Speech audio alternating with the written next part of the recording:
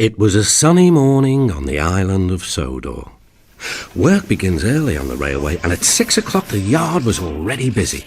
The engines' fires had been lit and they were making steam ready for their journeys. Thomas was impatient. This was a special day. Today the Fat Controller would be judging the best-kept station competition, and Thomas had been chosen to take him to every station on the island of Sodor. Thomas was feeling very proud. "Time to go," smiled his driver. At last, puffed Thomas, as he set off to find Annie and Clarabelle and collect the Fat Controller from the platform. "You're exactly on time, well done," said the Fat Controller. "Thank you, sir," said Thomas excitedly, and with a wave of the guard's flag and a blow of the whistle, Thomas was off. When Thomas arrived at Elsbridge Station, it looked magnificent. It was the first station to be judged. Bright bunting fluttered in the breeze and colourful flowers decorated the window boxes. Thomas waited patiently while the Fat Controller wrote in his special competition notebook. Elsbridge is beside a river, and Thomas was happy waiting there in the sunshine. He watched people fishing quietly with their rods, remembering the time when a fish had got into his tank and made his boiler ache.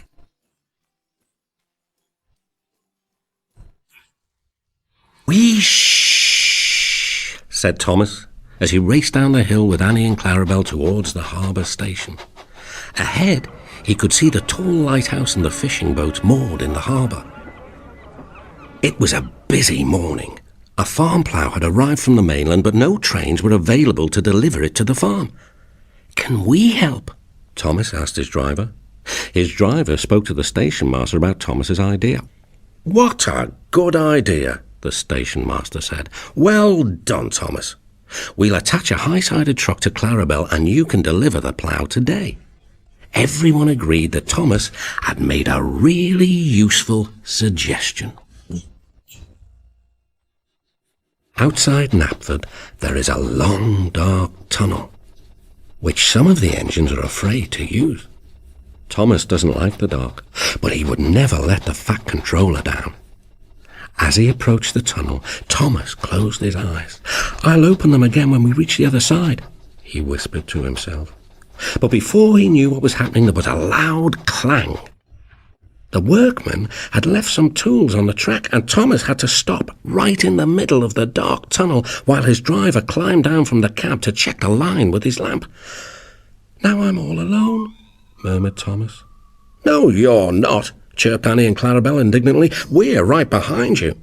Thomas felt much better, knowing his friends were with him.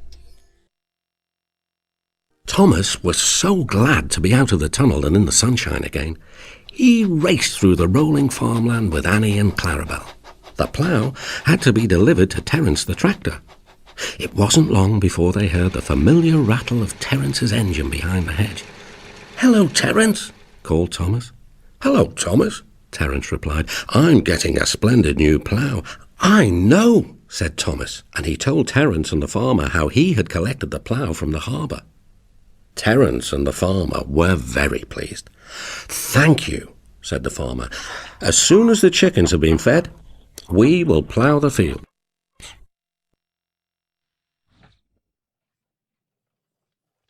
High up on the outlying quarry line, you will find a busy little tram engine called Toby. It can be quite lonely being so far away from the other engines, so Toby is always pleased to hear the beep-beep of Thomas's whistle echoing around the hills. They found Toby outside his shed.